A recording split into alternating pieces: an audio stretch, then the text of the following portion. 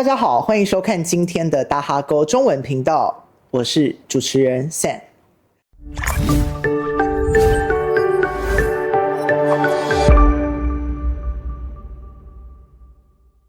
把未来摊在桌上看，5年是可以被具体衡量的里程碑，10年是能把人拉着往前走的想象。走过台湾、日本到越南，从上班族走到店主，这位来宾的下一步也越来越清楚了。这一集我们一起来听听他对未来规划的分享。欢迎博敏。新潮，大家好，我是来自台湾的博敏。博敏你好，可以跟我们观众分享一下你自己的工作经历吗？好啊，简短分享一下。好，从日本那段开始。对，从日本那段是一开始打工族嘛，从一开始服完兵役之后，在台湾服完兵役之后到日本工作是。在日本第一份工作是在京都打工度假。在京都打工寿司店。对。然后接着是什么？接着是我短暂去留学1年半，在北海道。在那边认识太太。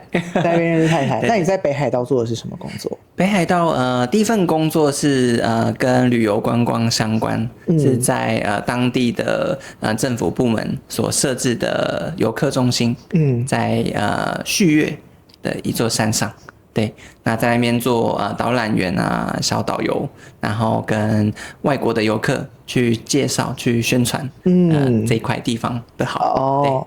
然后后来在处理入境相关，没错。后来就转换跑道，到一些处理外国人想要到日本工作的外国人的一些签证的事情，对。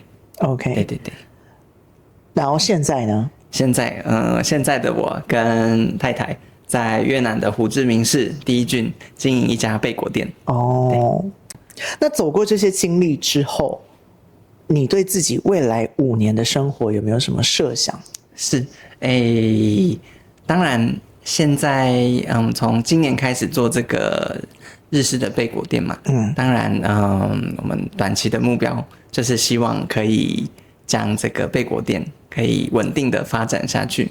那我也希望在5年后可以让这家店成长成在越南就发展出分店。对，这是我这5年的一个目标。对。在贝果店创立的过程当中，是你的家人朋友支持你吗？是，我的家人朋友都还蛮支持我的。一方面我讲台湾的家人朋友好了，一方面我相信 Sam 也知道，台湾人对日本有一股很莫名的热爱。对，只要听到日本的什么都会非常的喜欢，有一个粉红滤镜。没错，粉红滤镜。那当他们听到我要引进一个日本品牌的贝果，对，那他们都是非常兴奋的。对，然后尤其看到就是我们的店的不管是贝果还是店铺的设计，他们说好可爱，看起来很棒，去越南的话一定会去。对，那大家都还蛮鼓励我的。那一方面也因为我回到越南台湾，那比较跟他们更接近。对，他们也非常开心我能够回来。对，然后发展一份自己的事业这样。OK。那10年之后呢？有想象到你的目标或是梦想吗？10年后我讲起来还很远啦，可是我自己对自己有一个期待是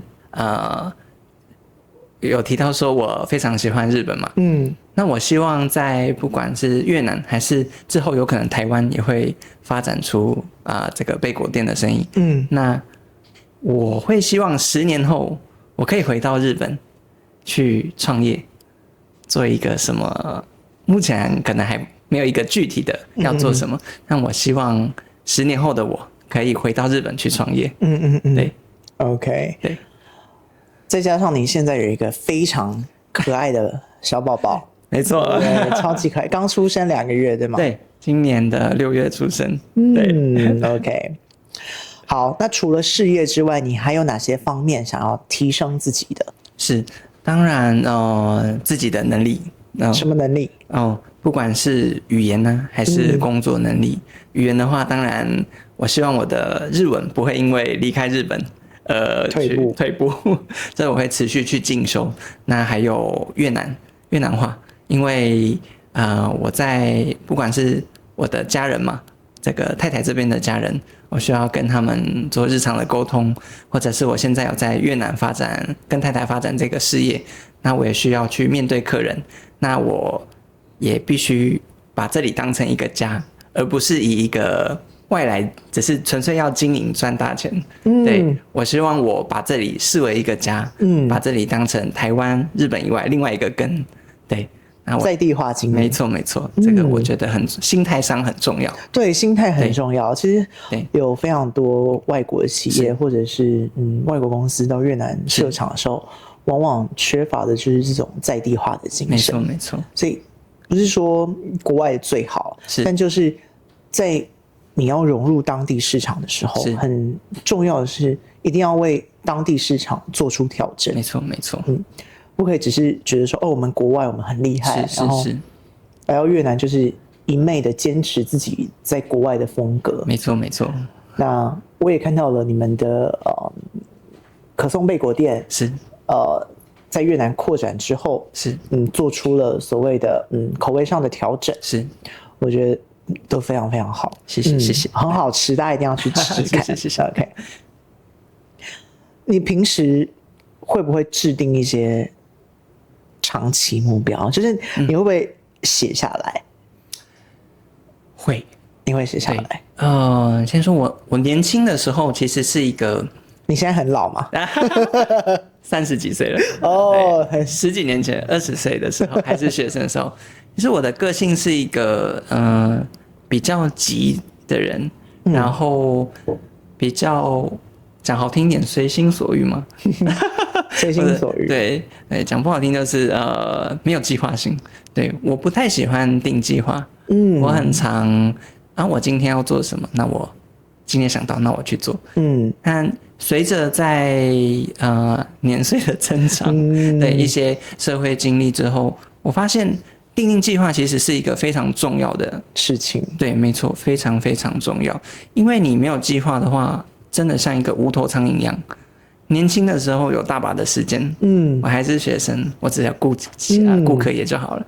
但长大不一样，你有你生涯的规划，还有你要对家人负责，以及自己结婚之后有一个家庭，对，计划是非常重要的。像我现在的自己的习惯就是一个短期计划、中期计划、长期计划，这些我都会记录在自己的笔记里。对，那一步一步看，慢慢怎么去实现、去修正。对，有没有什么方法可以让这些书上的计划你写下来的计划实现？方法吗？我觉得你定计划，你就要逼自己去完成它。定计划不是只是写在那边摆好看的人，对，不是装饰品，没错，要去执行它。那执行没有到位，那做不好的部分，你一定要回头去反省、去反思，我要怎么去修正它？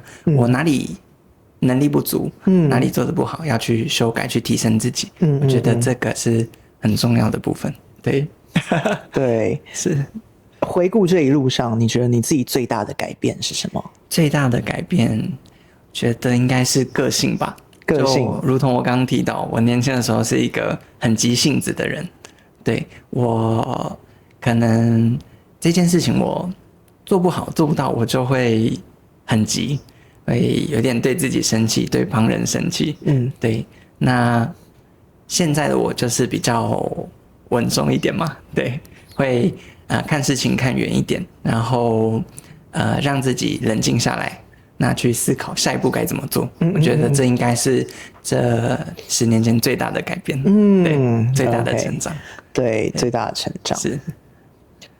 要不要鼓励一下正在收看我们大哈沟中文频道的人？是，你想对这些正在规划未来的人说什么呢？是，我觉得，不管是您毕业之后啊，要继续去升学进修，不管是在自己的国内还是国外，那或者是你要出去工作啊，还是创业，那记得保持初心很重要。对，您为什么要做这件事情？我觉得要时时刻刻问自己，提醒自己，因为人很容易迷失。对，在看环境的影响还是他人的影响，有时候你会偏离你的初心。一定要时时刻刻问自己啊，我为什么决定这样走？对，那以及我刚刚说的，要时常去反思，就哪里做不好的部分，哪里还可以再提升自己的部分，我觉得对自己的未来会是比较好的。所以停下来反思这个动作很重要，也蛮重要。对，我认为也很重要。所以不只是一直往前走，没错。有的时候如果你遇到一些关卡，是你也要停下来去想一下，为什么我会出错？是适时的停下脚步也是很重要的。对，有时候休息是为了走更长远的路。没错。那我想愿景之所以动人，是因为它能够拆成今天的一小步一小步，把10年变成年度主题，把年度变成季度里程碑，再把它变成是每一周的行动清单。谢谢博敏分享未来的规划，那也感谢各位朋友们的收看，愿我们都可以把这些想象做成日常。感谢收看，我们今天的达国中文频道就到这边结束，谢谢大家，拜拜。